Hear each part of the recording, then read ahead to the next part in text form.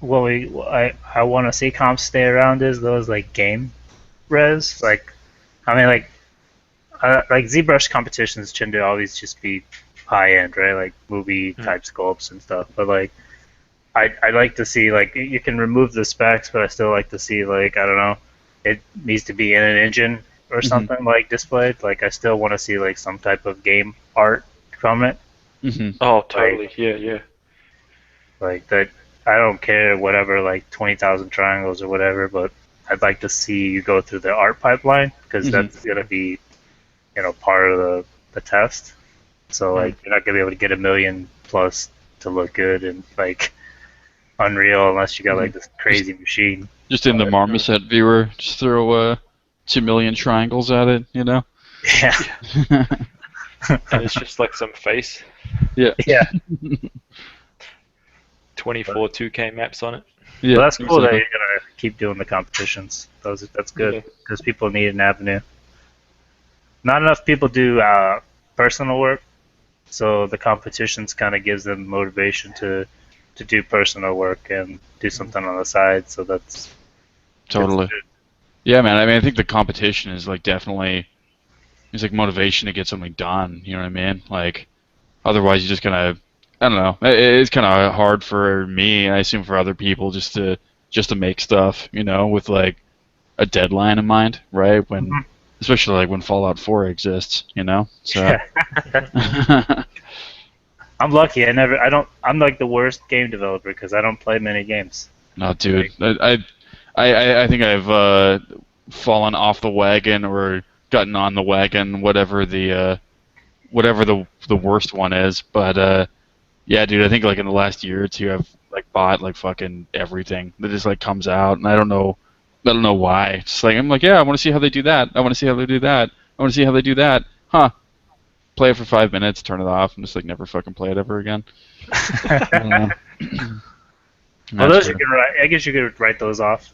Yeah, but I'm way too lazy for that, man. Yeah. For me, it's just don't get interested in it. I'm just like, Yeah. Anyways, guys, I mean, do you want to wrap this up? It's been like an hour and a half or so. Yeah, that's fine. I got dinner staring at me right now. Sweet. Oh, what's for dinner, man? What is this? Tater tot casserole? Nice. Oh. Nice, man. I think I'm gonna go across the street and get myself some nice 90-degree weather November tacos. Oh, sweet. Actually, I had that for lunch, man. I had a quesadilla for lunch, and it was fucking horrible, dude. I'm never going back there again. Quesadillas and fucking New Zealand cannot be. Yeah, I mean you can't, dude. You can't have everything, man. You can't have like nice picturesque views and fucking hobbits and shit, and then then quesadillas. I mean, it's just not gonna fucking happen. Yeah. Dude. Oh, there is an awesome Mexican restaurant, but it's like a fucking 25-minute drive from here. So this one was just down the road, so I was like, oh, I'll try it, man. We'll New Zealand, like that's just down the road is like 25 minutes, though, right? Like everything's so spread out. Well, actually, that's like pretty far for Wellington, man. Like everything is probably within about 10 minutes here. Everything that I need, like work is like fucking 7 minutes down the road, and you just walk to it. No, I don't. I want to get some bikes, man. I want to bike to it. Oh, okay. There you go. Yeah. You should get the biggest gas guzzling truck you possibly can. Yeah. Drive a semi to work. Yeah, dude. It's like spend like $50 just to get to work. Just diesel engine, just fucking destroying the planet, just like killing endangered species on your way to work. And you gotta get like over teddy bear and stuff or something like to the front of it. Yeah, totally. Little black dog going on. Exactly.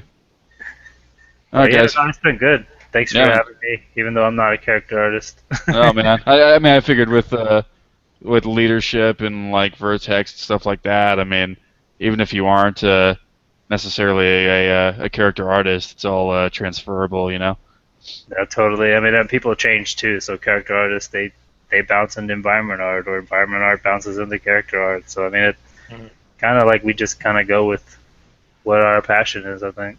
Yeah, totally. All right, man. Well, Awesome. enjoy your food. Thank you guys. It's good talking to you guys again. Yep. Yeah, Take it yeah, easy. for sure, dude. See ya. Yep. Bye. Yep. Bye.